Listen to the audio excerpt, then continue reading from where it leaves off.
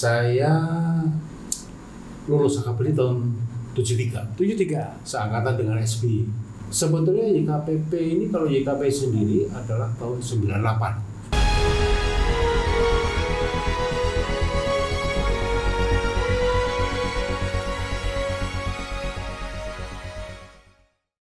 Assalamualaikum warahmatullahi wabarakatuh.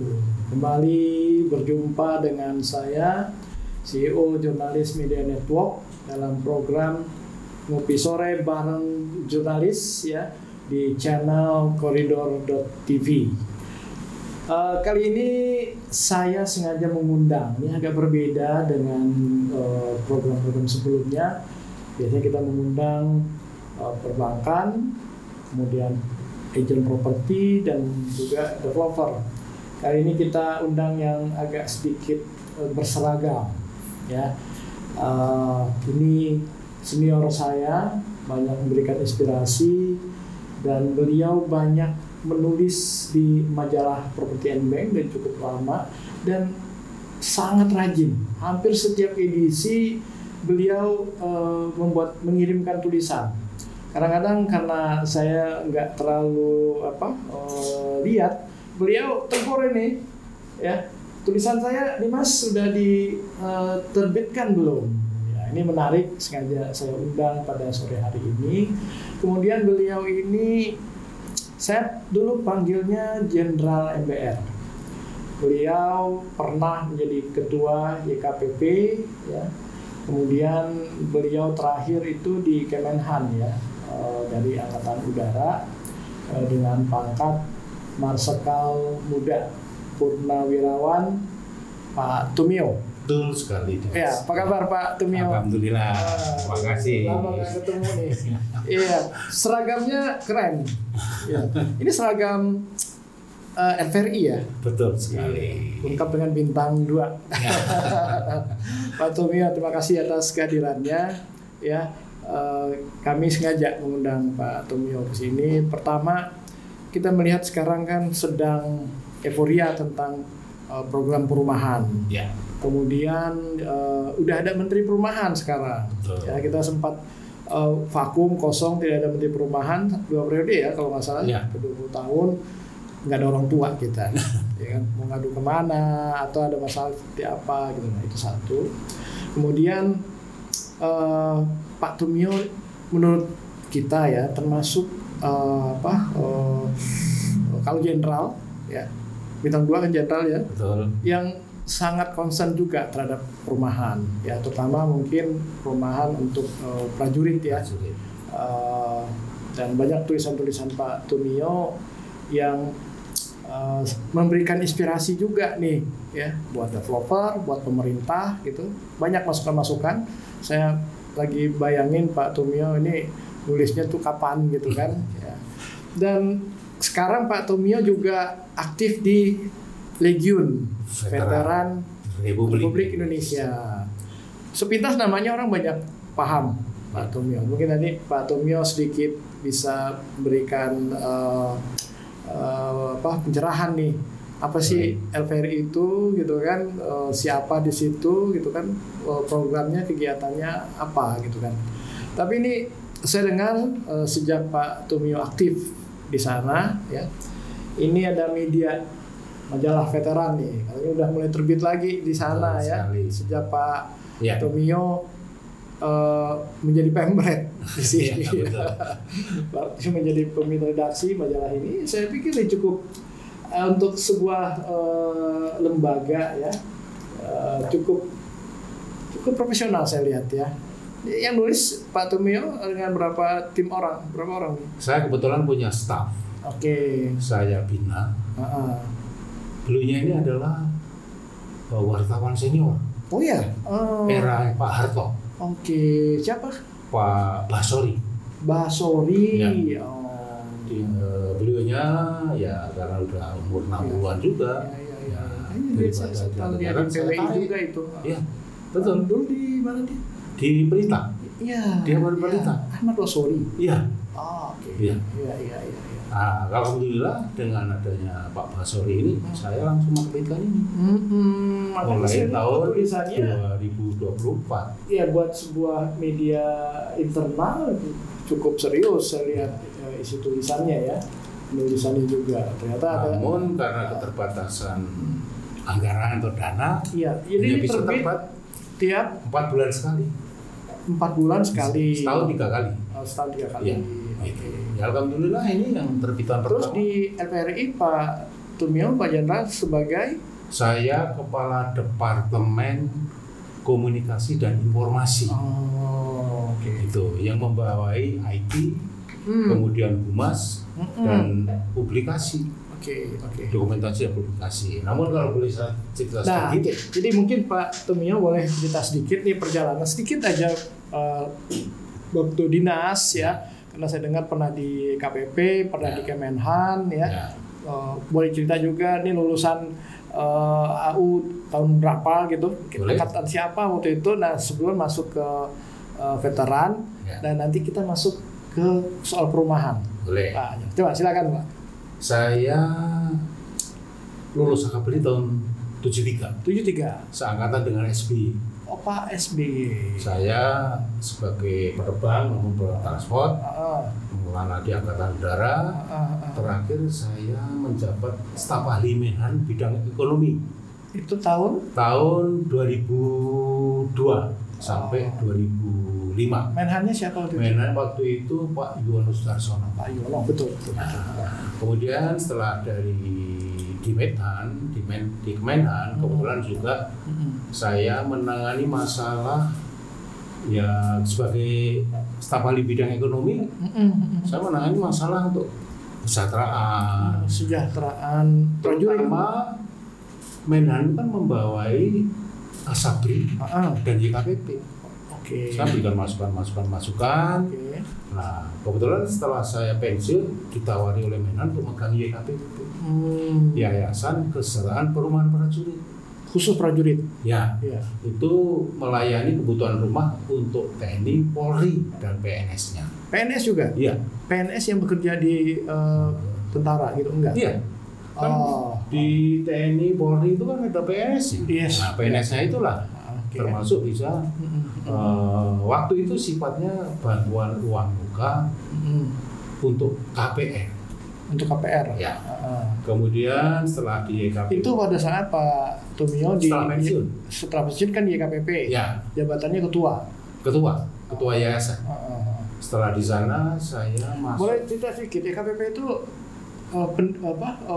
tahun berapa berdirinya? Sebetulnya YKPP ini kalau YKP sendiri adalah tahun 98. 98 udah ada YKPP disebut yayasan. Namun sebetulnya masalah perumahan itu dirintis Asabri tahun 84. Asabri mendirikan namanya proyek KPR. Jadi prajurit yang akan KPR itu dipinjemin uang oleh Asabri. Sebelum YKPP ada ya? Ya. Nah kemudian saya sendiri mengalami tahun 90 saya ngambil. Waktu itu lagi tugas di mana? Masih aktif di skadron. Masih pangkat mayor. Saya kan untuk masa depan kan perlu juga punya rumah. Iya. Waktu itu kebijakannya siapa yang KPR dikasih pinjaman uang muka nilainya 50% dari harga rumah. Gitu. Waktu itu berapa harga rumah? Waktu itu harganya rumah tipe 54, tanahnya 200 meter, harganya 13 juta. 13 juta. Saya dipinjamin 6,5 juta. 6 juta oleh Asabri. Namun sifatnya pinjaman tanpa bunga. Tanpa bunga. Kemudian saya waktu itu ngambil KPR selama 15 tahun. Saya pensiun 2005. Nah, kan Asabri itu mengelola iuran prajurit yang 3,25% itu. 3,25% itu dikembalikan kalau mereka pada pensiun. Saya waktu 2005 juga dikembalikan uang saya. Harusnya 17 juta. Namun karena pernah pinjam 6,5 juta, dipotong. Tinggal 10,5 itu. Kemudian setelah YKPP saya menjadi komisaris Purnas.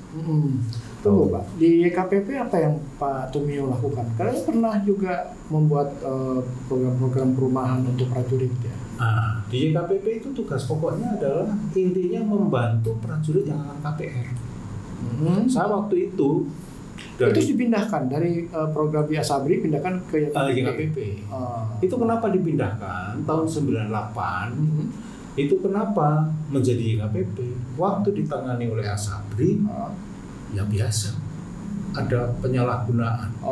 Dekes waktu itu ya? Ya, ada uang yang sempat disalahgunakan itu 410 miliar tahun 95. Ketahuan waktu krisis.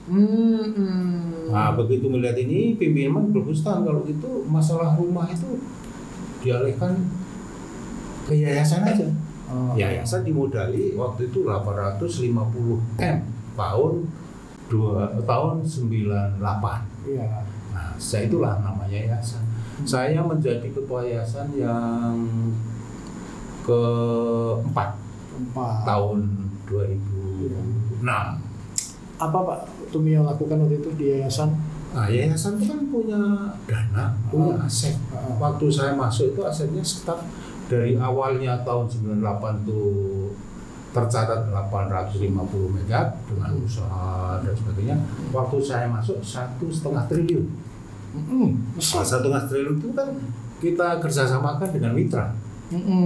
Nah, menghasilkan dana, keuntungan itu untuk uang muka. Kerjasamanya bentuk ya modal apa investasi? Kerjasama penyertaan modal. Ya investasi ya. Ya kerjasama saya waktu itu ya dengan para pengembang. Kasarannya seolah pinjam, namun kan kita bukan bank. Makanya pinjam, menanamkan modal sekian. Kan namanya kerjasama. Untungnya hasil. Ya. Saya saat itu bisa menghasilkan dari aset 1,5 triliun paling nggak minimum 100 miliar per tahun. Per tahun. Ya. Bukan bunga itu? Bukan. Hasil usaha. Ada juga sih kalau yayasan itu kan ketentuannya yang boleh dibisniskan hanya 25% dari aset. Iya. Olehnya masukan kita. Nah, saya ambilkan dari bank waktu itu bunganya 8% waktu itu. Namun yang banyak adalah hasil kerjasama itu. Iya. Dan itu saya juga kerjasama sama Asabri. Karena Asabri itu punya tugas pokok juga memberikan bantuan uang muka. Jadi bantuan uang muka itu diserahkan ke YKPP untuk disampaikan ke prajurit tanpa bunga. Dulu kan terkenal kalau PNS bapak taruh. Kemudian kalau para buruh jam sostek. Tiap tahun dulu tuh dari 2005 sampai 2009 setiap ada peresmian rumah sederhana oleh presiden tampil itu ketua bapak taruh, jam sostek dan saya bertiga itu selalu memberikan menunjukkan bahwa membantu. Iya. Waktu itu YKPP itu memberikan bantuan rumah kan 14 juta per orang. Kemudian jam sostek 7,5 juta. Bapak tahun cuma 3,5 juta. Paling besar YKPP. Paling besar YKPP. Dan YKPP itu memberikan pinjaman uang tanpa bunga. Tapi kalau jam sostek sama bapak itu dengan bunga. Itu bedanya. Ringan. Ya, kira-kira seperti itu. Dari situ berapa orang prajurit yang dapat rumah? Yang dapat rumah itu setahun sekitar 13.000. Dari jumlah prajurit itu kira-kira 800.000. Iya.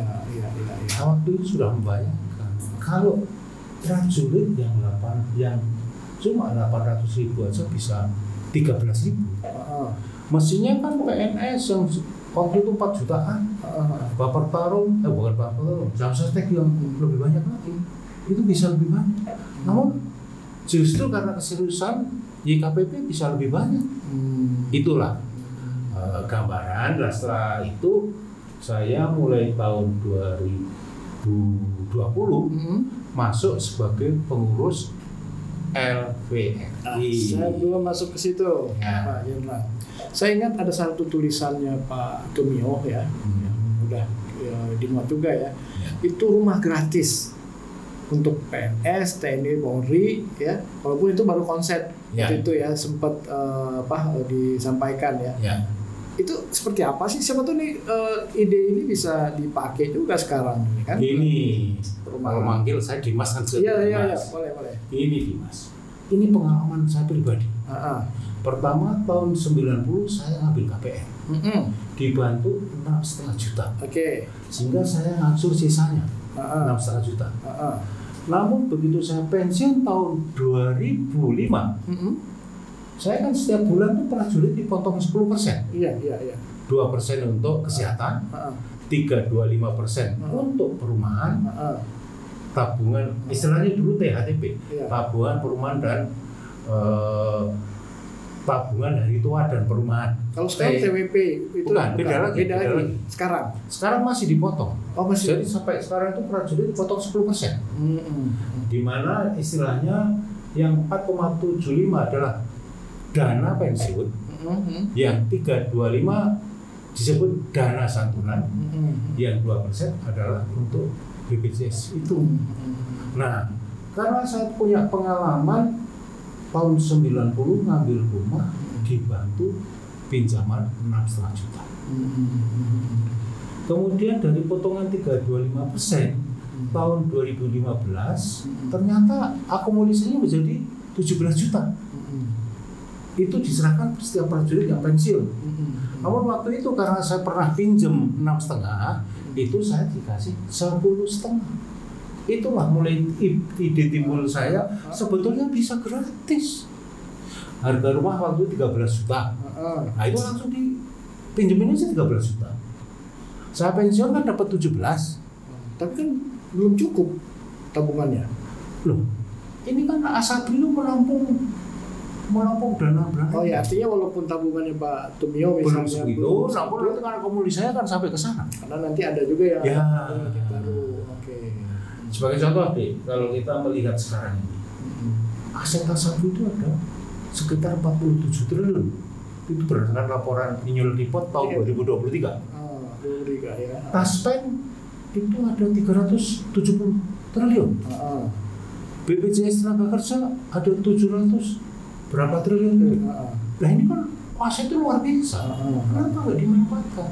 Jadi pemikiran saya, misal prajurit sekarang tuh ngambil dikasih rumah, dia tiap bulan dipotong 10%, begitu pensiun ternyata sisa masih lebih. Pengalaman saya, harga waktu 90 itu 13 juta, saya pensiun 2005 dapat 17 juta. Misal waktu diberi semua saja 13 juta, berarti begitu pensiun saya tinggal terima sisa 4 juta. Ini memang ide gagasan saya. Cuman kalau di-compare harga rumah sekarang kan udah mahal sekali. Tapi gaji sekarang kan juga gede. Jadi sebenarnya bahkan sekarang kesejahteraan gaji lebih gede loh daripada itu yang pertama pemikiran saya. Pemikiran saya kedua, waktu saya sebagai komisaris di Perumnas, saya mengantar karyawan Perumnas yang berprestasi studi banding ke Perumnas Singapura. Di sana menjelaskan semua pegawai pemerintah, semua tentara, semua polisi itu kalau udah berkeluarga dikasih rumah gratis. Apartemen seluas 90 meter persegi. Bukan pinjaman. Begitu nikah kan nikah kan tidak bareng. Nah ini loh yang timbul ide saya itu. Tidak seluruh prajurit kan nikah bareng. Paling yang nikah berapa persen dari uang yang terkumpul sekian ini. Oke, kamu tak kasih rumah, nanti kalau pensiun nggak dapat apa-apa loh, kan bisa gitu. Itu menurut saya bisa. Ini tanggung tinggal dari para pemegang sebagai contoh Asabri, Taspen, BPJS tenaga kerja. Kira-kira mau nggak daripada uang sekian triliun? Ini kan kalau kita jumlah tadi 1.000 triliun lebih. Iya. Terus kira-kira yang berumah tangga kan bisa dicari berapa? Coba kalau semua pegawai pemerintah, terus TNI, Polri, dikasih, kamu kalau nikah tak kasih rumah gratis. Itu kan suatu apa ya, semangat etos kerja kan luar biasa menurut saya. Nah sekarang itu kenyataan backlog rumah masih ada sekitar 12 juta. Nah untung kalau kita melihat programnya Pak Prabowo ini yang lagi rame. Gimana Pak Jenderal lihatnya antara program Pak Prabowo Gibran yang sekarang ya sama kondisi yang sebelumnya? Nah, ini kan juga ada isu-isu rumah gratis juga nih, walaupun mungkin persepsinya ini masih belum clear ini saya lihat kan. Ini kalau menurut persepsi saya, kan yang akan bantu itu dari Qatar. Salah satu. Kemudian Uni Emirat Arab juga akan bantu. Iya. Sekarang malah kemarin ditandatangani kerjasama seorang pengusaha dari Qatar. Sudah taken di depan presiden bersama Menteri Perumahan 1 juta. Ya, nah kalau menurut saya 1 juta ini berarti berapa nilainya? Itu yang menikmati malah juga pengembang. Pengembang nanti karena yang bangun rumah itu kan nggak mungkin dibangun oleh prajurit sendiri atau pasti pengembang. Nah sekarang tinggal pengembang berlomba untuk rumah sederhana sanggup berapa? Pak Jenderal, maksud saya itu rumah gratis atau pinjaman juga? Kalau melihat berita-berita, katanya gratisnya untuk rakyat yang belum punya rumah. Itu kalau menurut saya. Namun uang itu kan untuk bangun perlu uang. Nah uang itu diberikan ke pengembang. Mungkin melalui mekanisme perbankan. Gitu. Kalau ide saya ini memang masih ide. Namun ngomong-ngomong, biar kenal dulu saya ini siapa. Saya ini berseragam kayak ini adalah seragam Legiun Veteran Republik Indonesia. Saya masuk di Legiun Veteran Republik Indonesia. Ini sejak kapan? Tahun 2020. Saat pandemi. Seperti saya pernah perang di tim-tim. Veteran itu isinya adalah para purnawirawan yang pernah punya pengalaman perang. Itu